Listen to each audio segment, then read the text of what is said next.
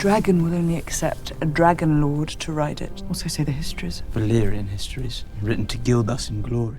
Welcome back, everyone. It's Charlie. During the recent House of the Dragon episode, Jace talked to Rhaenyra about the idea that a lot of their history books about the ancient Valyrian freehold is wrong. He implies a lot of their dragon lore specifically is fake. A lot of it is just made-up history that was written by the Valyrians. They've only briefly touched on this during the House of the Dragon episodes recently, but the library at Dragonstone is full, top to bottom, crammed with books and scrolls of Valyrian history. There are records here, surely, of our line, and of those who fell out of it. Everything from the history of the Targaryen family itself going back to before the Doom in the history of the other great Dragon Lord houses of Valyria. It also gets into the history of how dragon bonding was created. But over the eons that this history was recorded and copied, a lot of it got doctored by the Valyrians themselves. So in present day, there are a lot of false beliefs about how dragons work, how dragon bonding works specifically. But it's not like every single bit of history they have about the Valyrians and the Targaryens are fake. Like, Rhaenyra didn't doctor a lot of this history. Going back to Aegon the Conqueror, anything like that, it's not like the characters you're seeing now on the show presided over the misrepresentation of history. Valyrian histories, written to gild us in glory. What Jace is implying is that the ancient Valyrians used the history that was recorded over the eons to maintain their power, like one of the ways, in addition to all the dragons they had, thousands of dragons. If you look at a lot of conquering cultures across real-world history, one of the ways that they stay in power is also controlling information. So we'll explain what the ancient Valyrians lied about, specifically for dragon lore, dragon bonding, in the truth of the dragons. If you're brand new to the channel, be sure to subscribe to get all the episodes. Big reminder, there's a new episode happening this week, and a big part of it is all about bonding with dragons. That was part of the reason why Jace was talking about the Valyrian histories being quote-unquote wrong. The Dragon Seeds are meant to be people outside the core Targaryen family, the line of succession bonding with dragons. That's why Ulf White calls himself a Dragon Seed. A Dragon Seed must watch his own neck when he has no white-cloaked guardsmen to do it for him. Jace says they're all collectively known as the blood of Valyria, and this is the most commonly known concept about what it takes to bond with a dragon, ride a dragon. You have to have a certain amount of Valyrian blood in your veins. That's why there's some Valyrians, different spelling, can also bond with dragons in present day, because their house is also from the Valyrian freehold before the Doom, and a lot of them over the many centuries intermarried with the Targaryens. There's actually 3 different houses in Westeros that come from the ancient Valyrian freehold. The third is House Celtigar. Bartimos Celtigar is the old man here who keeps arguing with Rhaenyra on her Black Council. So because all these different houses intermarried with each other over the many centuries, theoretically you have 3 houses just outright here who have capabilities of bonding with dragons. There's also the idea that these 3 houses collectively have been around Westeros for many hundreds of years, going back way before the time of Aegon the Conqueror. Currently on the show, present day is 129 years after Aegon's conquest, but the Targaryens had moved to Dragonstone to avoid the Doom of Valyria many years before Aegon's conquest. When they left the Valyrian freehold to go to Dragonstone and escape the Doom, Balerion the Black Dread was the only hatched dragon they had. A bunch of the other dragons, like Vhagar for instance, was a dragon egg at that time. Fun fact too, during House of the Dragon Season 1, Viserys had a book of Valyrian history inside the King's Chambers. Aegon had a lot of those moved out, but the book actually detailed the history of Daenerys the Dreamer. Apparently she was Balerion the Black Dread's first writer. The Valyrians had moved to Driftmark to earn money controlling sea trade in this area of Westeros also long before the Targaryens came to avoid the Doom as well. So all of them have been living around Westeros for many hundreds of years. Over that time, you have to imagine that a lot of them are intermarrying with a lot of the other great houses, so you have a lot of their bloodlines just spreading out throughout the realm.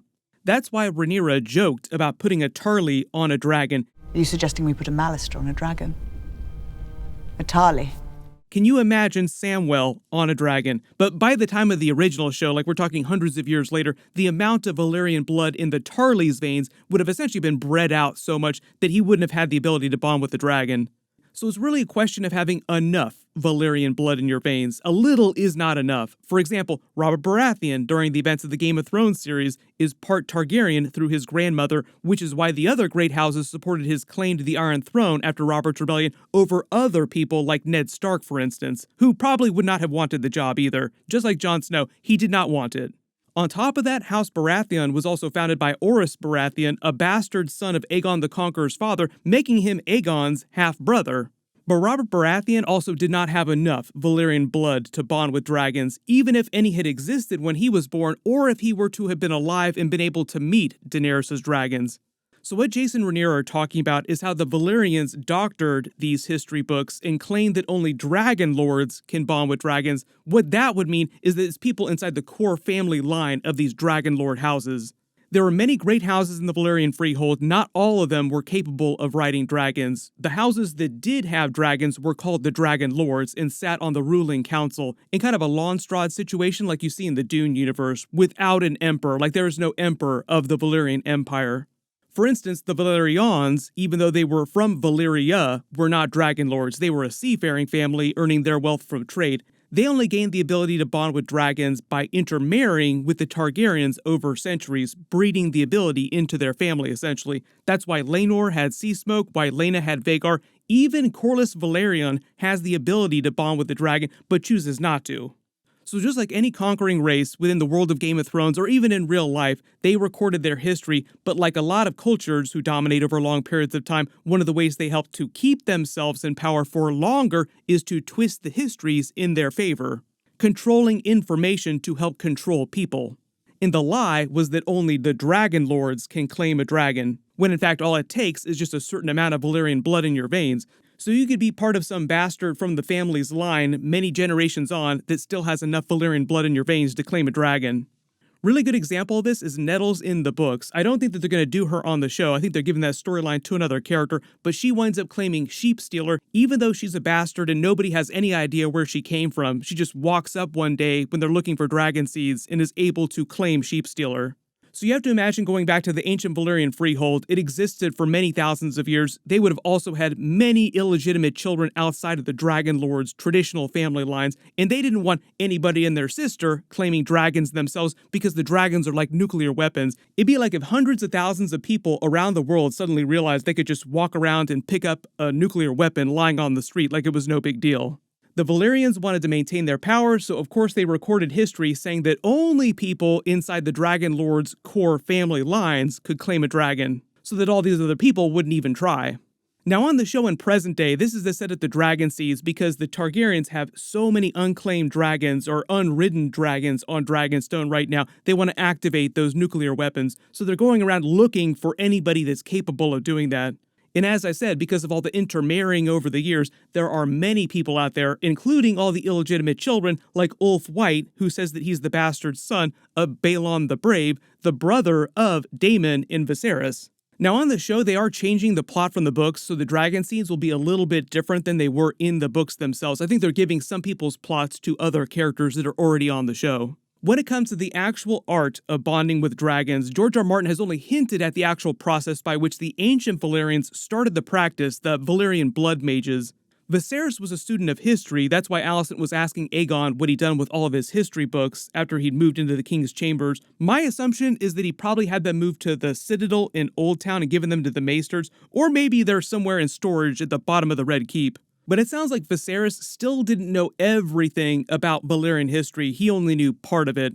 George R. Martin has hinted that the actual blood magic ritual that the Valyrians used to bond with dragons, tame dragons to a specific great house in the Valyrian Freehold, is supposed to have involved an actual blood sacrifice that a member of each of the Dragon Lord families made to a dragon itself. There's also the whole concept of the gods that the Valyrians worshipped. They were dragon gods, essentially. So the actual act of bonding dragons with humans initially involved a lot of blood magic. Viserys talked about this a little bit. He talked about the ancient Valyrian blood mages working inside the Inagrion, and even within the Freehold, like within the most powerful Dragon Lord families, their arts were very secret. This was the Inagrion, where the blood mages worked their craft. And the Dragon Lords, the highest of the nobility, lived here, at the volcanic face, closest to the source of their magic and power. But after the Dragon Lord families made that sacrifice to a dragon, the people born of the person making the sacrifice would carry the ability to bond a dragon and then pass it on to their heirs, and so on and so forth. They actually get into this in the tapestry in the new intro. The blood flowing to the dragon is the sacrifice being made in that initial ritual bonding the dragons to humans. Based on all the stuff that Martin has published, it's speculated that the Valyrians, when they were still sheep herders long before they came to power, were taught the art of dragon bonding by the Cult of Ascension from Asshai, this group of people that preceded the followers of the Red God, R'hllor, the Faith of the Red God. That'd be the group that came before the group that Melisandre works for. It's not totally clear why they taught the Valyrians how to claim dragons or why they wanted them to come to power, but it's also implied that they foresaw visions of the next long night and felt like the Valyrians claiming dragons would be the weapon that humanity needed to stop the long night. They were not wrong about that, because dragons are like the perfect weapon to stop the White Walkers. Another really interesting detail about all this history is that you see Nissa Nissa on the tapestry too. That's what this is a reference to, with the person plunging their sword into her breast. That was actually a prophecy that was based around the next long night. So it sounds like this group foresaw a version of that, and they thought that the Valyrians could be the answer to that problem by taming dragons. But if it wasn't clear, just based on the timeline, the first long night happened before the Valyrians claimed dragons. So we're talking about a prophecy of the next long night, like Aegon's prophecy. Similar prophecy, but coming from different people, seeing it in a slightly different context. So they wind up empowering the Valyrians, hoping that they would eventually stop that next long night, as we saw in the Game of Thrones series. But the whole tragedy of the Valyrians is they fell to the doom, likely caused by a number of factors, both practical and magical. There's a whole separate video I could do about what actually caused the doom of Valyria. It's actually really fascinating. Hopefully someday they'll actually do a prequel show about the ancient Valyrian freehold. But they ultimately failed to eventually stop that next long night. The Targaryens survived the doom with some of their dragons and theoretically eventually helped to fulfill the prophecy of the prince who was promised, Aegon's prophecy. Same basic idea, the prophecy of Azor Ahai, but done in a slightly different way. Just taking all these people in present day of the Game of Thrones series the long way around to do it because of everything that happens during House of the Dragon, then later during Game of Thrones. Like they eventually stuck the landing, just not in the way that anybody expected them to.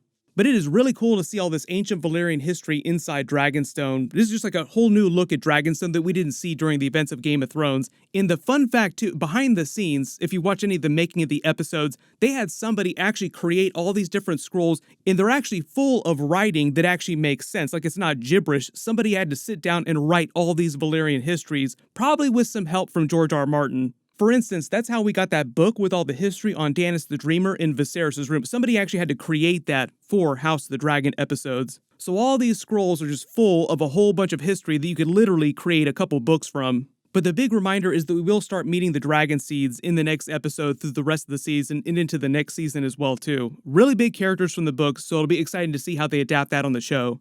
I know there are going to be a whole bunch of questions about who's claiming which dragon, how this is all going to work. Can people claim multiple dragons at the same time? So I'll start getting into that when I do my future episode videos and bonus videos, just based on the way the show presents all this stuff. Be sure to enable alerts for my channel so you don't miss any of that. And if you have any big questions that you want me to include in my future bonus videos or episode videos, just write them below in the comments. Everybody click here for my episode 6 video. I'll update the link as soon as I post that. And click here for all my other House of the Dragon episodes. Thank you so much for watching, and I'll see you guys in the next one.